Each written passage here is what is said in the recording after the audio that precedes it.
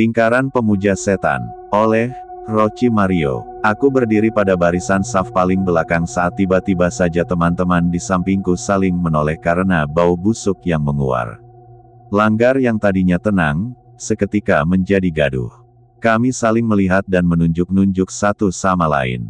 Ustadz Sulhan pun menegur dan meminta kami untuk diam karena salat maghrib akan segera berlangsung. Kami patuh dan berusaha menahan bau menyengat yang masuk ke dalam hidung. Allahu Akbar. Suara Ustadz Sulhan terputus lalu menoleh saat mendengar beberapa murid mengajinya hendak muntah. Pak Ustadz, saya ndak kuat, bau sekali, ucap Aini dengan wajah memerah menahan sesuatu yang hendak keluar dari mulutnya. Bau busuk itu tercium makin kuat sehingga saf yang tadinya rapi menjadi bubar berhamburan keluar ruangan untuk mencari udara segar. Ustadz Sulhan menyusul dengan wajah mengernyit menahan bau. Ayo bantu saya, mungkin ada bangkai tikus di pojokan, ajak Ustadz Sulhan menunjuk rehal yang tersusun rapi di pojok ruang pengajian. Semua rehal pun kami pindahkan untuk mencari sumber bau, tapi tak ada apa-apa di sana.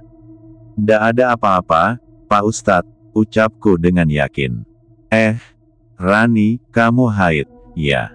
Tembus, tuh, mukenamu kotor, ucap Aini tiba-tiba di hadapan banyak orang.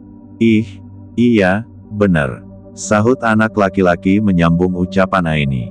Ndak, kok, aku belum haid, balasku sambil mencoba melihat bagian belakang mukena putih yang kupakai. Bau banget sumpah, Ran. Bener, dah, ini kamu haid. Aini mundur ke belakang sambil menutup hidungnya setelah mencoba memastikan noda merah yang mengotori mukenaku. Suara anak-anak pengajian pun terdengar menyoraki dengan nada olokan seraya menjauh dariku dan menutup hidung. Sambil menahan malu, segera aku menutupi noda di belakangku. Sudah, kalian jangan gituin teman. Ustadz Sulhan menegur murid pengajiannya, kemudian menghampiriku. Rani, kamu libur dulu, ya, ngajinya. Nggak boleh pegang mushaf juga kalau lagi halangan. Kamu boleh pulang, sekalian nanti ajak ibunya ke dokter supaya diperiksa karena baunya memang tajam sekali, sambungnya bernada ramah. Aku pun pulang setelah diizinkan. Dengan perasaan yang tak karuan, aku berlari kecil agar segera sampai di rumah untuk memberitahu ibu. Namun, setiba di depan rumah, kulihat ibuku tengah sibuk melayani pelanggan yang telah antre di dalam dan di luar warung ayam bakar milik kami. Walaupun sudah ada 3 karyawan yang membantu, ibu tetap terlihat kewalahan. Aku pun urung memberitahunya dan segera masuk ke rumah. Di dalam kamar mandi, aku sedikit panik karena tak melihat warna darah yang normal saat membersihkan kain mukena yang kupakai. Bahkan, nodanya tidaklah berwarna merah lagi, tetapi kehitaman dalam waktu yang relatif singkat. Sontak perasaanku semakin tak karuan karena hal itu. Tak lama, tubuhku tiba-tiba saja terasa seperti dibelit sesuatu dengan keras hingga penglihatanku menjadi gelap. Siapapun, kumohon, tolong aku. Namaku Maharani, seorang remaja kelas 2 SMP di salah satu sekolah negeri di kota Mataram. Aku mengalami sesuatu yang tak bisa kujelaskan dengan akal. Entah penyakit aneh apa yang sebenarnya aku derita. Semua keanehan ini bermula saat aku mengalami menstruasi pertama sejak 3 bulan lalu. Kalau langit mulai redup, selalu saja aku merasakan sakit membelit sekujur badanku. Rasa nyeri semakin terasa menusuk, menjalar dari ujung kaki hingga ubun-ubun saat lantunan suara azan mulai menggema dari corong-corong pengeras suara masjid dan musala. Aku merasakan ada hawa panas menguap dari kulitku yang kini tampak memerah, diiringi rasa gatal yang tak tertahankan. Karena tak kuat menahan rasa gatal itu, aku pun terpaksa menggaruknya dengan kasar hingga tiap inci kulit putihku dipenuhi luka cakar. Sudah puluhan kali bapak membawaku berobat ke dokter yang berbeda, tetapi tetap saja tak menunjukkan adanya perubahan. Maghrib benar-benar menjadi momok menakutkan bagiku karena rasa sakit yang menyiksa. Tak hanya itu, bau busuk juga selalu tercium menggantung di udara, memenuhi setiap sudut ruang kamar diiringi bunyi dengung sayap lalat-lalat hijau yang terbang berputar. Hewan-hewan kecil itu hinggap di sekujur badan, terutama di bagian bawah perut. Mereka bergerombol di sana, Bau yang menguar dari tubuhku begitu busuk seperti bau bangkai tikus. Bahkan, ibuku bilang, baunya kadang tercium sampai gerbang depan rumah tempatnya berjualan. Aku lelah, bahkan ingin menyerah. Belum lama ini, saat sakitku kambuh dan hanya bisa berbaring di tempat tidur, aku tak sengaja mendengar suara embusan napas lelah bapak di balik pintu kamarku. Terlalu berat, ucap bapak. Sabar, Pak, semua pasti ada ujungnya, balas ibu. Saya putus asa, Bu. Sudah ndak tahu lagi harus dengan cara apa kita sembuhin Maharani. Kasihan dia. Semua dokter bilang kalau Maharani tidak punya infeksi penyakit dan hasil labnya juga bagus. Aku tahu, Bapak pasti begitu lelah memikirkan keadaanku yang tak kunjung membaik. Penyakit ini hanya muncul di kala surup menjelang dan hilang ketika waktu Isya tiba. Namun, tetap saja aku tersiksa karena hal itu. Ibu sudah bilang dari awal kalau Maharani terkena sakit yang ndak jelas. Jangan ke dokter, kita bawa ke rumah niniknya saja, Pak. Banyak orang pintar di sana, pasti bisa nolongin anak kita. Ibuku memberi usul. Ninik rempik. Sejak kecil aku terbiasa memanggilnya seperti itu. Dia adalah orang tua dari ibuku yang tinggal di Dusun Batu Kemalik, tepatnya di gugusan Bukit Utara Pulau Lombok. Loh, ibu ini gimana, sih? Anak sakit, kok malah mau dibawa ke orang pintar? Sakit itu, ya, berobat ke dokter, bukan dukun. Dukun itu banyak berdusta, tukang bohong, Bu. Maharani itu sakitnya aneh, Pak. Sudah pasti itu harus ke orang pintar. Dokter saja, Bu. Lagian, kita ndak kekurangan materi kalau harus bayar dokter dan tebus obat yang mahal. Allah sudah beri kita rizki yang lebih dari cukup dari warung ayam bakar kita. Bisa jadi rizki yang banyak itu diberikan supaya kita bisa ikhtiarkan kesembuhan untuk anak kita. Iya, tahu tapi, pokoknya Maharani dibawa saja dulu ke rumah niniknya, biar dia tinggal di sana sementara waktu. Harus besok, Pak, kasihan dia. Ibu ndak tega. Nada bicara ibu terdengar sedikit memaksa. Besok, ibu yakin? Yakin, Pak. Udah, ndak usah nunggu-nunggu lagi. Bawa saja Maharani besok pagi. Firasat ibu kuat, Pak. Harus pagi. Tapi, kan, Bapak pergi ngajar, Bu. Bapak masih jadi guru honorer juga. Tinggalin aja sekali demi anak. Ndak usah rajin-rajin amatlah.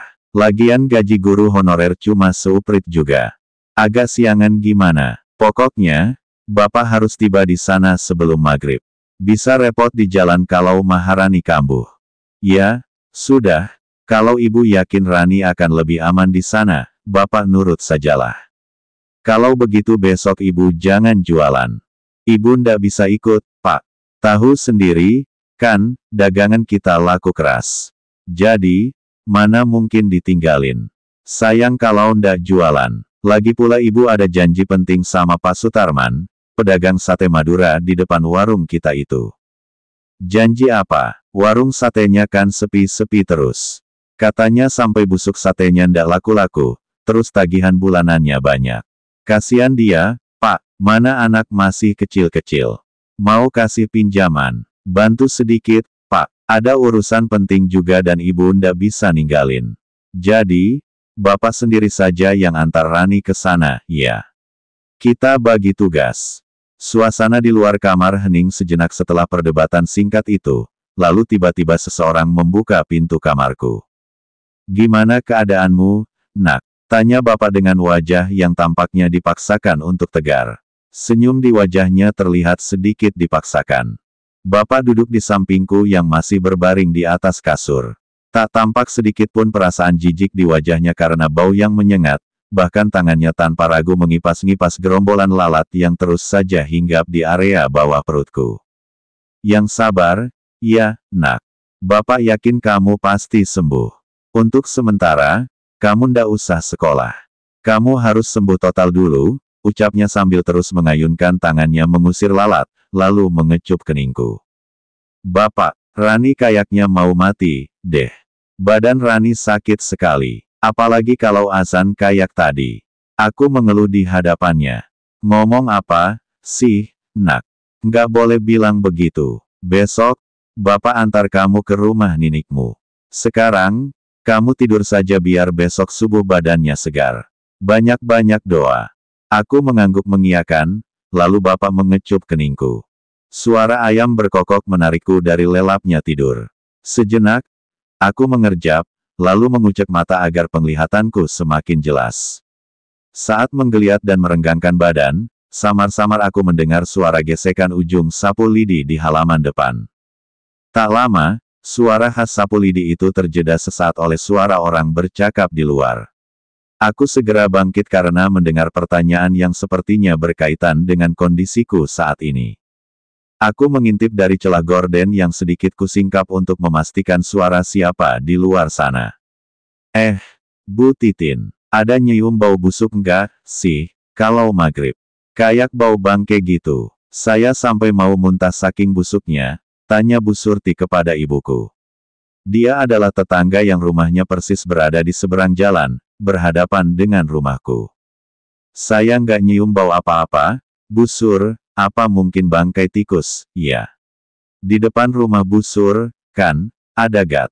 Coba minta suaminya bersihkan gat itu sekali-sekali, jawab ibuku menyembunyikan situasi sebenarnya. Iya kali ya, tapi cuma maghrib itu saja baunya. Khawatir pelanggan Bu Titin nyium baunya, terus jadi sepi yang belanja kayak warung sate Pak Sutarman. Tapi, kalau sudah agak malam, baunya sih hilang, udah berbulan-bulan kayak gini. Oh, ya, Maharani sakit, ya, Bu. Nggak pernah kelihatan. Semalam nggak sengaja dengar kayak ada suara orang nangis. Persis banget dari arah sini suaranya. Maaf loh, Bu Titin, belum sempat jenguk Rani. Ah, ndak juga, Maharani ndak sakit, kok, Bu Sur. Dia baik-baik saja. Malah pagi ini dia mau main ke Dusun Batu Kemalik, mau nginep beberapa hari di sana. Kangen ninik rempiknya, kata dia. Ibuku semakin menyembunyikan keadaan yang sebenarnya. Oh, syukurlah, kirain anak Bu Titin sakit. Tapi Maharani jadinya nggak sekolah dong. Ndak, Bu Sur, nanti saya mintain izin ke sekolahnya. Makasih, lo, udah perhatian sama anak saya. Ya sudah, Bu Sur, saya mau masak dulu. Ya, masih banyak kerjaan, nih. Sebentar dulu Bu Titin. Buru-buru amat. Ya, ada apa lagi, Bu Sur? Gini, Bu Surti memainkan jemarinya. Bisa pinjem uang ndak? Ada perlu ini. Bu Sur ini gimana, sih, yang bulan lalu, kan, belum diganti 200. Seminggu lalu juga ngambil ayam bakar 2, bayarnya ndak ada cerita, tuh. Ibu pun meninggalkan Bu Surti yang masih berdiri di halaman. Mata Bu Surti terlihat melirik kesal saat ibu berbalik badan. Setelah ibu masuk, dia tak langsung pergi, matanya justru menyelidik. Gerak-geriknya seolah-olah ingin mencari tahu sesuatu. Bu Surti memindai ke arah rumahku, persisnya ke arah kamar yang kutempati. Tak lama, tiba-tiba dia terdiam dan pandangannya seakan terpaku. Aku dapat melihat raut wajah ingin tahunya. Sesuatu sepertinya telah mencuri pandangan ibu gembul itu. Dia mendekat dengan langkah pelan. Sorot matanya benar-benar tak lepas memandang arah kamarku. Rani, itu kamu? Tanya Bu Surti pelan dari luar.